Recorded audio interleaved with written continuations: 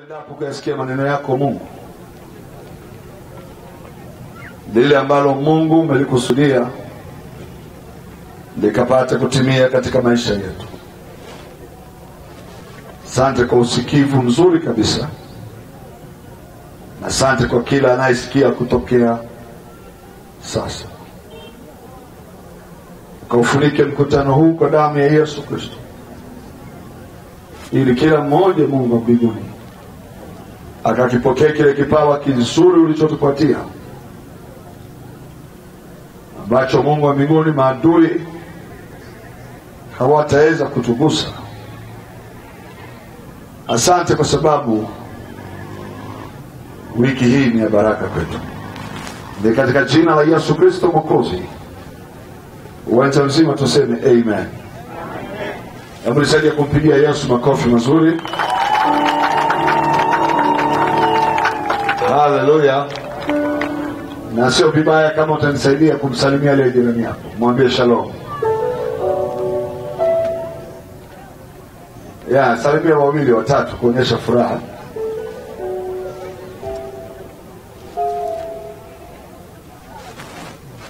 Kwa majina yangu naitwa Absalom Rain. Haleluya.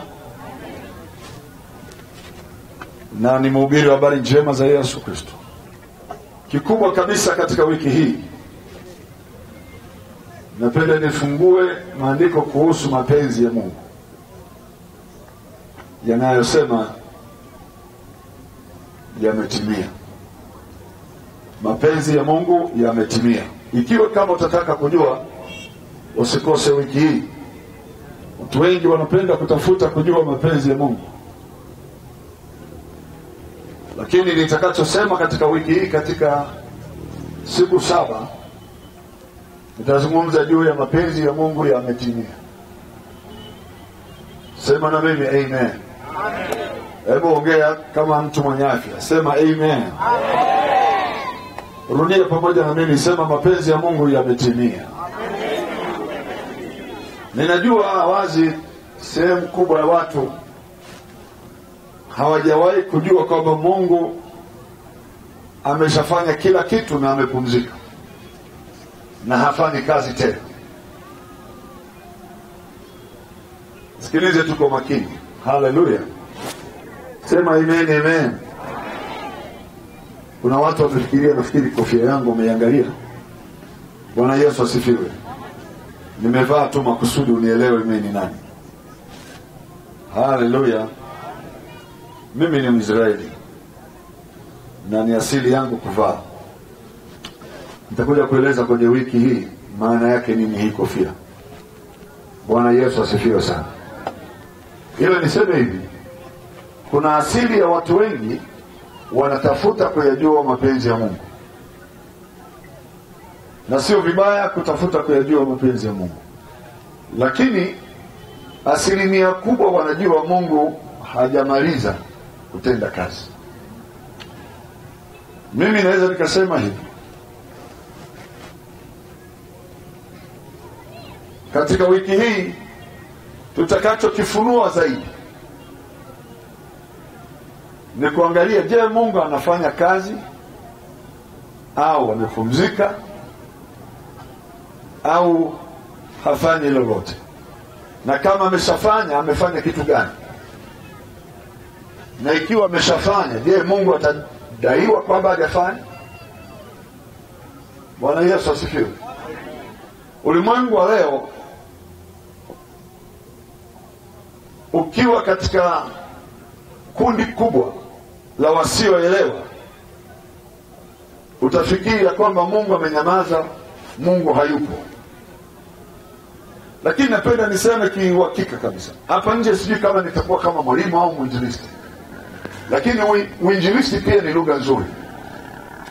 Japo kwa namna nyingi ambayo nasikia watu wanaitwa wainjilisti, sijaelewa kama ni kweli wanaitwa wainjilisti ni wao.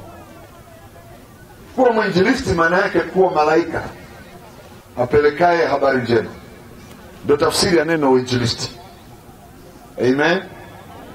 Neno uinjilisti au mwinjilisti ni mtu aliyepewa kipawa cha yule malaika aliyekuwa anatumwa zamani katika vitabu vya Agano la Kale. Sasa yeye ndo anapewa ile kipawa, anaitwa malaika apelekaye habari njema. Ndio tafsiri ya neno evangelist. Bwana Yesu asifiwe. Ukitaka kuwa na uhakika tu na kalamu na karatasi, andika tu evangelist. Kiandika hilo neno evangelist, utakuta neno la kwanza linaanza na E na V. E na V maana yake habari njema kwa lugha ya Kiyunani. Alafu unafuata A N G E L, angel. Kwa hiyo ni malaika apelekaye habari njema. Kwa hiyo mwinjilisti siku zote hapayuki. Sio mtu wa makelele. Ni mtu amebeba habari njema. Sema amen, amen. Na malaika apelekaye habari njema hahukumu. Anaongea watu wanacheka. Maana ni habari njema. Hakuna mtu anapewa habari njema analia. Haleluya. Kwa hiyo kuna mafundisho yanazungumza kuhusu mwinjilisti ni yule mtu anapiga kelele na hukumu watu. Jehanamu utakufa. Mwinjilisti anakueleza habari za Yesu, unacheka, unatubu hata bila kushinikizwa. Haleluya. Geukia mwenzako mwambie unahitaji habari njema maishani mwako. Mwalimu kazi yake yeye ni kuingiza tu maarifa. Anaondoa ujinga, au maana yake anaondoa giza na kupa mwanga. Unaugundua ukweli, unaenda zako mbele, maisha yanakaa vizuri. Amen. Sema amina, amina. Mtume kazi yake yeye ni kung'oa visiki tu. Hajui kitu kingine, ni kung'oa miungu katika mji. Visiki ni miungu. Ili uweze kuingia kwenye mji, lazima mji huo umeondolewa kila aina ya michongoma. Haleluya.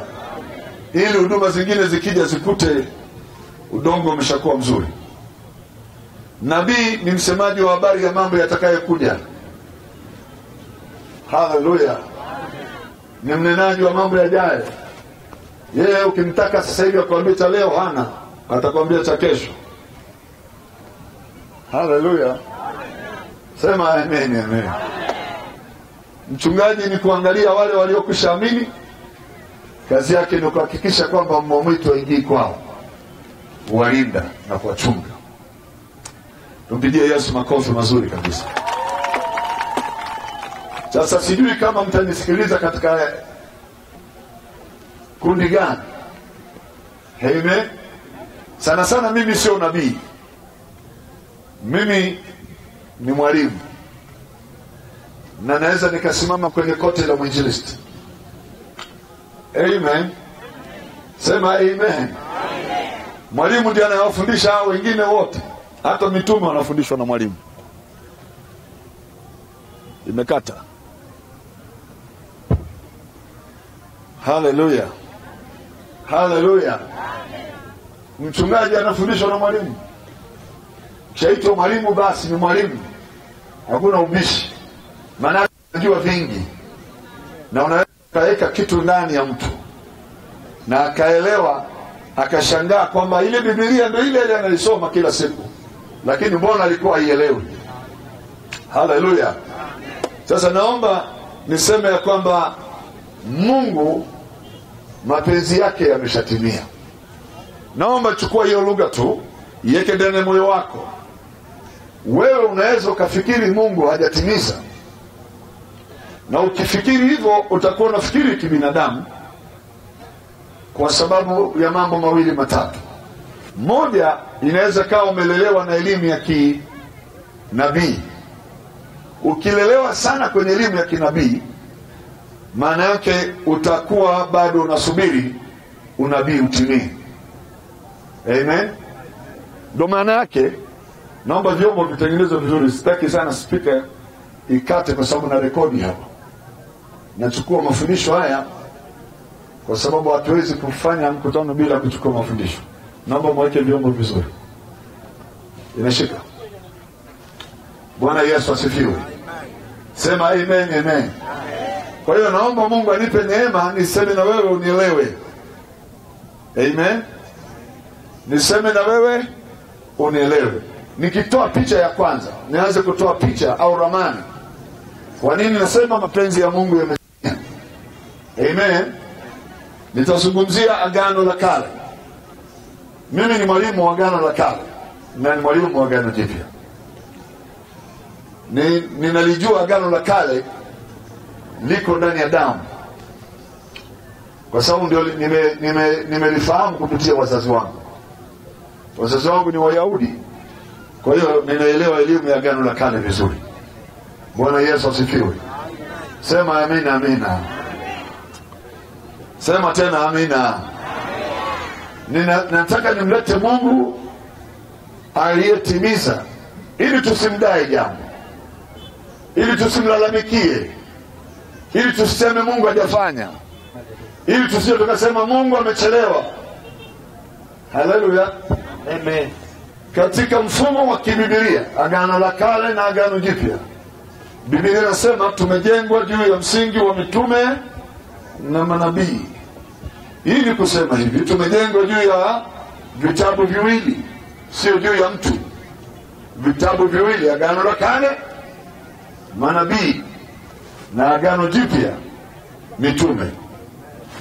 Sawa sawa mpaka hapo? Maana ukijengwa juu yangu mimi, kama nikianguka na wewe utaanguka, lakini ukijengwa juu ya neno hautaanguka kabisa. Na lazima ujengwe juu ya maneno ya agano la kale na agano jipya. Amen. Bwana Yesu asifiwe. Kwa hiyo kwenye agano la kale lazima ujengwe juu ya msingi wa manabii. Kwa nini msingi wa manabii? Ni kwa sababu kumejengwa katika msingi wa ahadi. Kwa Kiyahudi neno la Mungu tafsiri yake ni unabii. Kwa Kiebrania neno la Mungu ni unabii, na lugha unabii au nabii tafsiri yake ni ahadi. Sema amen. Nikikusaidia hivi itakusaidia kesho kutwa, maisha yako yatakuwa rahisi sana. Hautasumbuka duniani kwamba kuna ugumu wa jambo lolote duniani, au ukafikiri ya kwamba mambo duniani ni mateso tu. Ukijua hii formula, maisha ni rahisi mbele. Ukishindwa kujua hii, hautajua unaenda wapi katika imani. Lakini nikupe picha ya imani inavyokaa. Agano la kale ni neno la Mungu, na neno la Mungu ni unabii, na unabii tafsiri yake ahadi. Haleluya. Umeelewa hiyo lugha?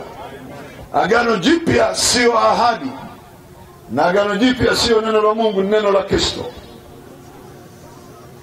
Likiwa ni neno la Kristo, sio ahadi, ni lililotimia. Na kama limetimia, ni lile ambalo limenenwa katika agano la kale likaenda katimizwa agano jipya. Likishatimia sio unabii tena. Amen. Sema kwa sauti amen. Amen. Kwa hiyo ukitamani kujua ahadi za Mungu, unaenda agano la kale. Utaziona ahadi kule nyingi, ziko maelfu ya ahadi. Lakini ukitaka kujua yametimia, lazima uende agano jipya. Mungu ndiye ameahidi, Yesu akatumwa akaja kutimiza. Akiwa ameshatimiza, Mungu hadaiwi. Alichofanya Mungu kwa ajili ya kutimiza, akamtuma mwanae yeye aje atimize. Kama ameshatimiza, sio tena ahadi. Sema amen. Muse jirani yako, mwambie imeshatimizwa unachokitaka wewe. Ikiwa imetimizwa, maana yake ni hii, ni kusema kile ambacho Mungu alisema atatupa katika Yesu Kristo ameshatupa. Ninaeleweka hiyo lugha? Na kama Yesu ameshamaliza katupa vyote alivyovisema Baba, sisi sahihi tuko kwenye maeneo ya mambo yaliyotimia, ya uponyaji uliokusha kutolewa. Hatutafuti uponyaji, tunao tayari. Agano la kale uponyaji haujatolewa mpaka Yesu aje apigwe. Amen. Agano la kale utajiri haujatolewa. Maandiko yanasema wala hapata kuwepo na mtu aliye maskini kati yenu. Agano jipya, Yesu lazima aje awe maskini. Amen.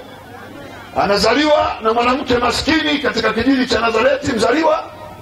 anaingia katika mji wa Yerusalemu, Bethlehem, anazaliwa kwa mujibu wa maandiko katika holi la ng'ombe.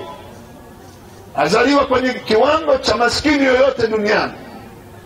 Anaondoka, anakuwa kwa kiwango cha kusema mwana wa Adamu hana mahali pa kuweka kichwa. Anaingia mjini Yerusalemu akiwa hana usafiri wake, anatafuta punda wa mtu. Anakufa, anakosa kaburi lake mwenyewe, anatafutiliwa kaburi la mtu mwingine. Kwa hiyo alikuwa maskini kwa 100%. Na maandiko yanasema angawa alikuwa tajiri, ili sisi tupate kuwa matajiri kwa maskini wake. Sasa hiyo ni kumaanisha kama tuko kwenye kipindi cha utimilifu, aliyemwamini Yesu sio maskini. Amen. Lakini atakuwa maskini kama aelewi. Guse jirani yako, mwambie kama unaamini wewe sio maskini, lakini kama uelewi huwezi kuamini. Haleluya. Ninasikilizwa kwenye dakika hizi chache zilizobaki. Sasa tunaenda kwenye agano jipya lililokuwa limeandikiwa Yesu lazima atimize. Na kama basi ni lazima atimize, lazima tuone maandiko. Mimi na wewe hatuwezi kutimiza sheria yoyote ya agano la kale. Sheria yoyote. Kwanza hatuna tafsiri ya sheria. Hata kama imeandikwa usiue, usiibe, usitamani, huna tafsiri ya hiyo lugha. Kwa sababu ya mwili wako ni wa dhambi, hauwezi ukatafsiri sheria. Lazima aliyeileta sheria ambaye ni Kristo atakayetafsiri sheria, na ataitafsiri kwenye mwili wake. Haleluya. Ataitafsiri anapoingia kwenye mwili wake na kuchukua laana yako. Wewe uwezi kuitafsiri kwa sababu kwanza wewe mwenyewe mwili wako umeumbiwa dhambi ndani yake. Na inapotokea sheria, basi ile dhambi ndani ya mwili wako lazima iishi. Sheria inapokuwa haipo, ile dhambi mwilini mwako inakufa. Maandiko ndivyo yanasema. Haleluya. Sema amen, amen. Na ndio maana hakuna aliyeweza kushika sheria, hata yule aliyepewa sheria kama mtu wa kwanza anaitwa Musa. Musa mwenyewe alipewa sheria na akashindwa kushika, akafa, hakuingia Kanaani. Sembuse huyu ambaye ni mtu wa hapa Njombe hawezi akaishika sheria hata kama atatamani kuishika. Na mtu wa kwanza kuivunja sheria ni Musa. Yeye ndiye alipewa yale mawe yenye amri 10 na ndiye aliyatupa chini yakavunjika. Na hakuna fundi aliyewahi kutafuta yale mawe akayatengeneza. Hiyo ni kwa sheria haitamwokoa mtu. Sema amen, amen. Mpaka aje yule aliyetengeneza sheria ili hiyo sheria imkamate yeye, imuue, ambaye ni Yesu. Haleluya. Na alipokuja yeye akazaliwa chini ya sheria awaokoe walio katika sheria. Na baada ya kuingia katika laana ya sheria akasulubiwa, akafa. Siku alipofufuka Kristo akawa mwisho wa sheria. Hakuna sheria tena. Na wale walio katika Kristo Yesu wamewekwa mbali na sheria ya dhambi na mauti. Haleluya. Kwa hiyo tuende kwenye, na atakapo timiza basi tutajuaje. Nataka nikupe maandiko 2 au 3 tumalize leo, nikuwekee msingi. Kesho kutwa mpaka Jumapili mimi naamini hapa hamtaomba Mungu awabariki, mtakuwa umeshabarikiwa. Maana mnaombaga kitu ambacho mnacho, mnatafutaga kitu ambacho munacho. Ndio tatizo la kutokuelewa. Nimekupa gari, nimekupa ufunguo, lakini unaenda kutafuta Mungu akubariki na gari. Sasa kwa kuwa hautaelewa, utatafuta kwa bidii na hautapata. Agano la kale linasema nitafuteni kwa bidii. Agano jipya anasema nimekuja mimi kutafuta kilichopotea. Amen. Haleluya. Agano la kale linasema nikumbusheni mupate kupewa haki zenu. Maana yake Mungu alikuwa amechelewa kutoa haki. Lakini sasa tuangalie, je, ameshatoa? Mathayo sura ya 5.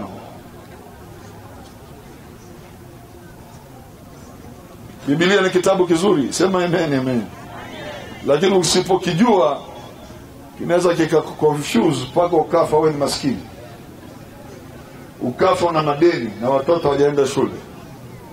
Ukilaumu kwamba injili ni ngumu ndugu, wakati injili ni habari njema. Sema amen, amen. na inasema ni habari njema kwa maskini. Geukia jirani yako mwambie kuna habari njema imekuja Njombe. Moja ya mambo yanataka kusema ni kwamba wewe na mimi hatuwezi kutimiza chochote kilichoandikwa. Ni Yesu anayetimiza Baba aliyosema. Amen. Na kama yeye ametimiza, anakuondoa wewe kwenye deni la kuambia kwamba lazima ufanye hii ili ufanikiwe hivi. Injili ya kusema kwamba lazima ufanye. Agano Jipya haina hiyo. Agano Jipya inasema lazima uamini tu, sio ufanye. Ukiamini yote kwake aminie yanawezekana. Halo.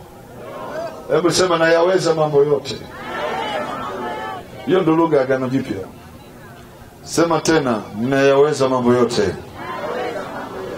Ukishasema hiyo lugha, hii dunia ni rahisi. Nawaambianga watu hakuna mahali pazuri kama pa kustarehe, kama kukaa duniani. Ni mahali pa kustarehe. Mbinguni hakuna kustarehe. Biblia inasema hakuna raha mbinguni. Mbinguni ni kuimba tu. Raha tafsiri yake kwa Kiyahudi maana yake kufanikiwa katikati ya maadui. Na wao wanasema tutakula raha mbinguni. Mbinguni hatuna maadui. Utachelewa. Raha ni hapa endesha Land Cruiser, jenga nyumba katikati ya wachawi, wakuloge, washindwe kukuloga. Wewe unatoka asubuhi una afya, unarudi jioni una afya, watoto wako wanasoma, wanafaulu, wanaendelea vizuri. Hiyo ndio raha Biblia inasema hapa duniani. Na ukikosa hii hapa mbinguni kule kila siku tumevaa nguo nyeupe, tuni hivi. Haleluya. Haleluya. Hatuna adui. Geukia jirani yako mwambie mbinguni hakuna adui wako. Raha utakula wapi huko sasa? Raha ni kuangalia vitu ulivyonavyo na adui wako hataki ufanikiwe na akati unafanikiwa mbele yake. Piga kelele, sema amen, amen. Na mimi namuombea adui yako asife mpaka ukae katikati yake, ununue ploti yake, ununue kazi yake, ununue shughuli zake. Piga kelele, sema amen. Wewe unataka tuende mbinguni haraka wakati adui bado anastarehe na wewe unateseka. Na unateseka si kwa sababu Mungu ameacha kukupa, ni kwa sababu hujui. Kama hujui huwezi pata chochote. Biblia inasema watu wangu wanaangamizwa kwa kufanya maombi sana au nini? Si kwa kuomba, kwa kukosa kuomba. Nisaidieni jamani. Biblia inasema hivi, watu wangu wanaangamizwa kwa kuwa hawaombi sana. Watu wanaomba sana lakini hawapati kwa sababu hawana maarifa. Geukia jirani yako mwambie omba sana lakini uwe na neno la Mungu zaidi ya maombi.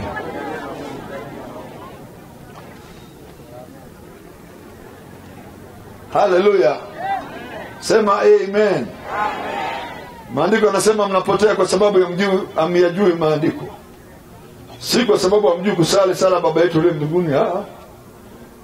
Ile sala mnaiswali, tunaiswali sana, naiona watu wanaswali Baba yetu uliye mbinguni jina lako litukuzwe. Wewe kaa tu chini andike hiyo sala. Alafu anza kujiuliza, kwa nini imeandikwa Baba yetu uliye mbinguni? Jina lako litukuzwe. Lipi andika? Je, limeshatukuzwa? Ndio. Unaenda kwenye Yohana utakuta limeshatukuzwa. Amen. Unarudi ufalme wako uje, upi? Ule ulio mbinguni. Ushakuja? Ndio. Unaenda kwenye Luka 17:20 utakuta umeshakaa ndani yetu. Saa nyingine unaomba kitu hujui kama ulishafanyika kila kitu. Mapenzi yako yafanyike hapa duniani. Yapi? Yesu lazima aje duniani afe. Ameshakuja, ameshakufa. Ndio mapenzi ya Mungu. Mapenzi ya Mungu sio wewe ukae kwenye nyumba nzuri. Yesu aje alipe madeni yako ili kila kitu kiwe rahisi kwako. Lakini kama hujui, kariri hayo maombi na unabaki maskini hivyo hivyo. Pigia Yesu makofi mazuri kabisa. Naomba niweke andiko moja la kutusaidia. Andiko tu la kutusaidia. Mathayo 5:17. Inasema msidhani ya kuwa nalikuja kutangua Torati au manabii. La. Sikuja kutangua bali kutimiza. Mstari wa 18. Kwa maana amin nawaambia, mpaka mbingu na nchi zitakapoondoka, yodi moja wala nukta moja ya Torati haitaondoka hata hayo yote yatimie. Haleluya. Anasema Yesu, msidhani ya kuwa nimekuja kutangua Torati au manabii. La, sikuja kutangua bali kutimiza. Mtimizaji wa mambo yaliyoko kwenye Torati na mtimizaji wa mambo yaliyo kwenye manabii ni Yesu peke yake. Mimi na wewe hatuwezi timiza lolote. Kwa asili nimekwambia hivi, hata Musa aliyepewa sheria alishuka na yale mawe kutoka mlima wa Sinai. Alifika chini kwa asili akayatupa yale mawe yakavunjika. Ule ni unabii tosha kuhusu sheria haitaweza kumsaidia mtu. Na katika kuyatupa yale mawe chini aliwaua watu 3,000. Kwa hiyo sheria ilikuja ikaua. Haleluya. Siku ile sheria imeshuka tu, the first day ilishuka iliua watu 3,000. Tarehe hiyo hiyo kwenye Agano Jipya Wayahudi wanasherehekea kushuka kwa Torati. Roho Mtakatifu ndio alishuka pale siku ya Pentecost. Maana yake Pentecost siku ya 50, siku ya sikukuu ya 50. Sikukuu ya siku ya 50 au majuma 7 au Shavuot kwa Kiyahudi ni kukumbuka Torati ilishuka. Kwa hiyo Wayahudi wanasherehekea Torati ilishuka. Kumbe kuna neno limeandika kwamba sitaandika tena sheria zangu kwenye mawe, taandika kwenye mioyo yao. Sikio Roho anashuka anaandika ndani ya watu 3,000 wanaokoka.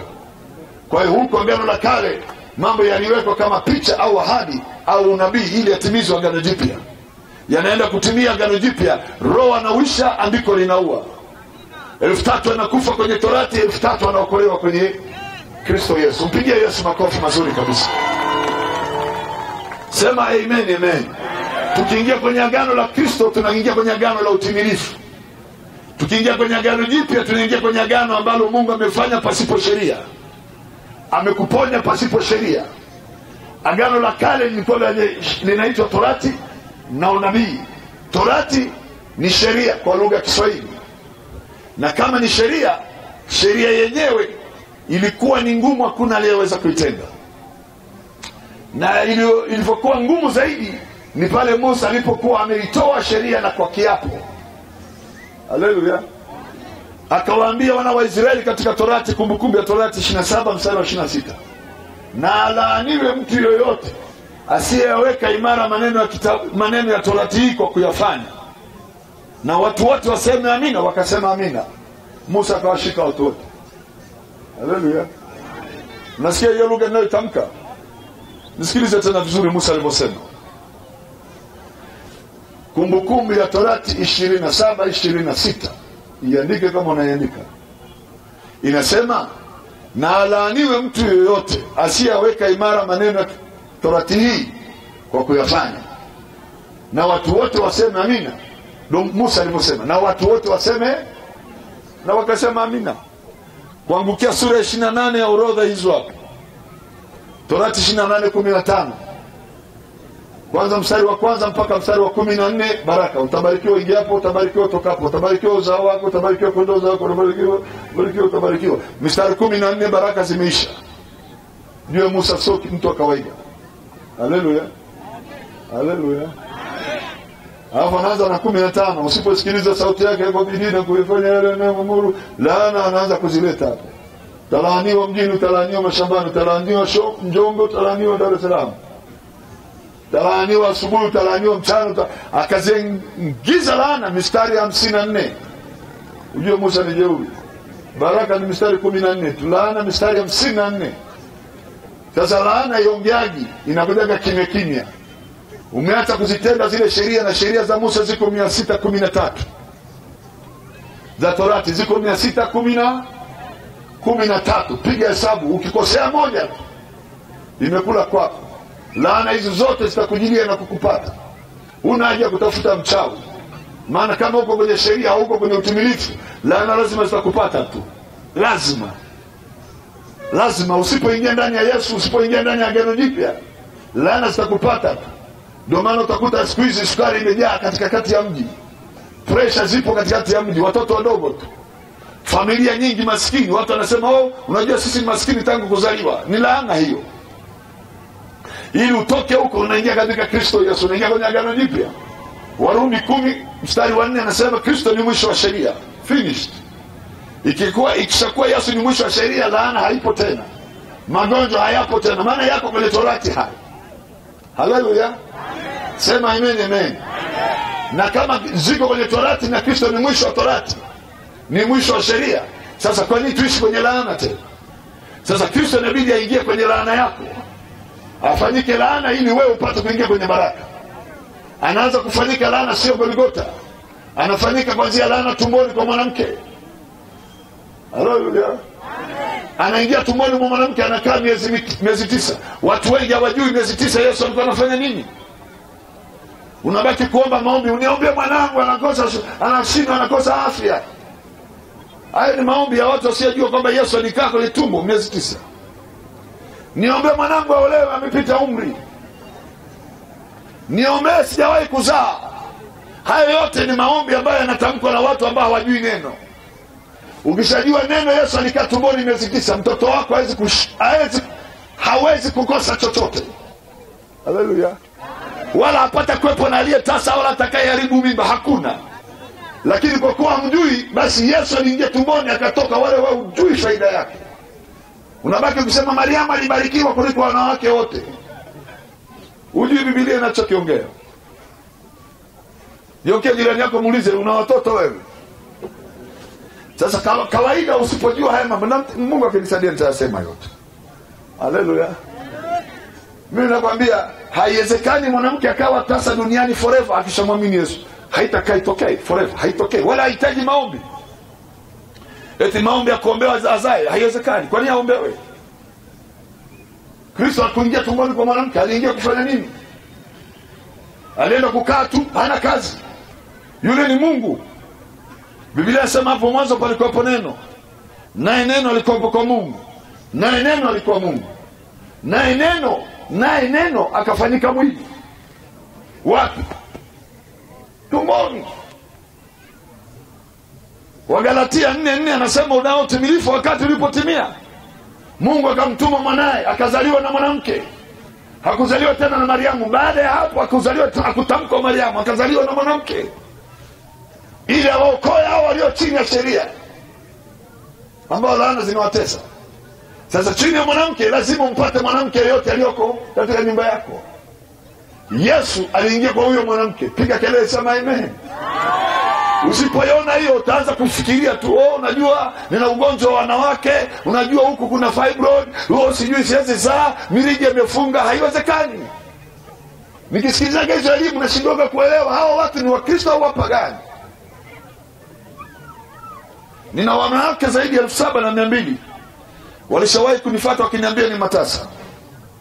Wengine nimeongea nao tukasimu, na waambia haya Mariamu maana yake neema kwa Kiyahudi. Haleluya. Wangapi wamepewa neema hapa? Ukisikia Mariamu kwa Kiyahudi tafsiri yake neema. Neema. Kuna neema na kuna mwalimu kwa Kiyahudi. Mwanamke anaitwa Mariam, mwanamke mwalimu. Na mwanamke pia ni neema. Haleluya. Haleluya. Ukishamwamini Yesu umepewa. Ukishapewa neema, Bwana yu pamoja na uzao wa tumbo lako umebarikiwa. Unabaki unalema, unangoja watoto wako kusaidiwa na nani? Hizi ni siri ambazo Mungu akishazifunua kwenu, hamtaanza maombi ya kufunga kuombea watoto. Watoto watafaulu bila hata maombi yako. Watoto watakuwa na afya hata bila maombi yako. Watoto wataolewa na kuoa bila maombi yako. Watoto watafanikiwa kimaisha hata bila kufunga na kuomba. Lakini leo walokole mnakaa kwenye maombi mwezi, unaombea tu mtoto aache bangi. Ataachaje bangi akati hujui Yesu alikaa tumboni?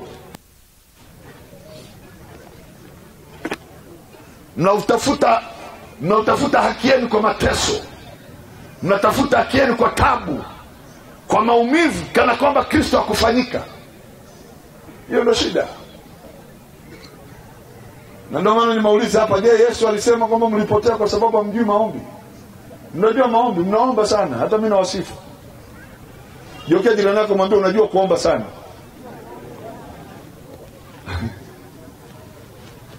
Lakini tatizo sio kutokuomba, tatizo ni kutokufahamu. Haleluya. Na uwezo ukawa na imani kama una ufahamu. Biblia inasema wana macho ya kuona hawaoni, wana masikio ya kusikia hawasikii. Wasije wakaona kwa macho, wakasikia kwa masikio yao, wakaelewa, wakaamini. Tatizo ni kuelewa na kuamini. Uwezo ukaamini kama uelewe. Unaamini nini? Watasemaje wanaamini kama hawajahubiriwa, hawajafundishwa? Kwa lazima wafundishwe. Kufundishwa ndio maana nakuja kwenye Agano Jipya. Basi imani chanzo chake ni kusikia, na kusikia huja kwa neno la Kristo. Msinichukie, muda wangu umeisha. Saa 12. Simama pale ulipo. Taongea mambo kesho. Hii elimu ni ngumu. Lakini nani atakaye kufundisha kama mimi sitakufundisha? Sema amina, amina. Utachukia kwamba kesho tuendelee? Ukumbi ni ukumbi gani? Ukumbi wa New Life in Christ, NLC. Nafikiri watu wengi wanajua hapa ulipo. Karibu pale, njoo pale. Nitakufundisha mambo. Nimekuambia wanawake 7,200 wamezaa pasipo maombi. Mama una shida ya mtoto, nenda kaandae pampers. Sema asante Yesu umenipa mtoto wa kiume. Kwisha. So nipe, naomba. Asante maana umenipa watoto wa kiume na wa kike. Haleluya. Wewe ambao unatafuta kazi, unamwambia tu asante nimepata kazi. Sio unasema Bwana Yesu naomba unipe kazi. Utachelewa. Hatuko kwenye Agano la Kale. Hello. Bwana Yesu naomba unipe ploti. Hutapewa, utakufa una ploti. Unatangaza asante kwa kuwa umeshanipa. Maana alishalipa madeni yako yote. Sasa unataka arudi duniani kutafutia ploti. Hii Biblia ni rahisi na ni nyepesi sana kuielewa, lakini tunatoka kwenye Agano Jipya tunarudi Agano la Kale. Mnitafute kwa bidii. Ndio maana tunakesha kwenye maombi na kulia sana milimani. Alafu tunarudi deni la nyumba linazidi kuongezeka. Hii dunia ni rahisi. Ni rahisi mno. Na mimi nataka uenjoy kwenye hii dunia. Sema amina, amina. Shauri yako ukitaka kuenjoy, wako watakula, sisi tutakula raha hapa. Na hatufi haraka. Haleluya. Mnaniangalia kweli? Sijui hata mnaniangalia kwa nini. Jinsi ninavyoangalia macho yenu mnavyoniangalia. Yaani unaniona kama mimi si ni malaika. Mimi sio malaika, mimi ni binadamu. Ninaitwa Abishalom. Abishalom maana yake baba wa mafanikio. Ukitaka pesa nyingi tafuta jina zuri. Ukitaka masumbuko utapita kwenye milima huko. Abishalom maana yake baba wa amani, baba wa mafanikio. Maana yake Aba. Haleluya. Hebu sema asante Yesu. Asante. Sema tena asante Yesu. Asante. Ulishafanya. Ukamaliza yote.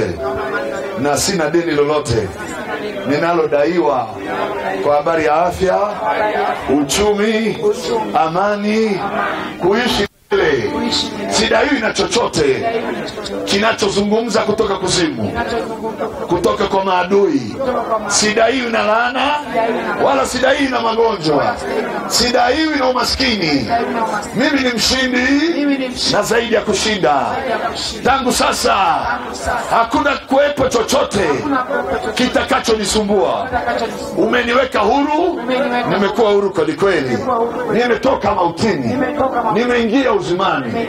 Tangu sasa mtu yoyote asinitabishe mwilini mwangu, kwenye damu na nyama, kwenye mifupa, kwenye viungo, kutoka kichwani mpaka kwenye miguu. Nimechukua chapa zake Yesu. Tangu leo kila kilichoumbwa, kilichofanywa na Bwana Yesu ni cha kwangu, katika jina la Yesu. Amen. Nyamaza kimya, nimshukuru Mungu. Natangaza ufahamu wa watu hawa. Ugeuze ulione neno na nuru yako ikawaangazie katika ufahamu. Hekima yako iwezaye kugundua siri zako Kristo ikafunuliwe ndani ya watu hawa. Ninajua umenipa mji huu wa Njombe kwa kusudi moja, kuleta ufahamu ndani ya watu hawa. Nami natangaza katika jina la Yesu, ufahamu uingie ndani ya watu hao, na hii nchi isiwateze tena kwa jina la Yesu.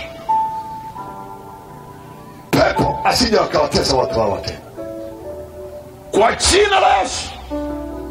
Piga kelele, sema amen.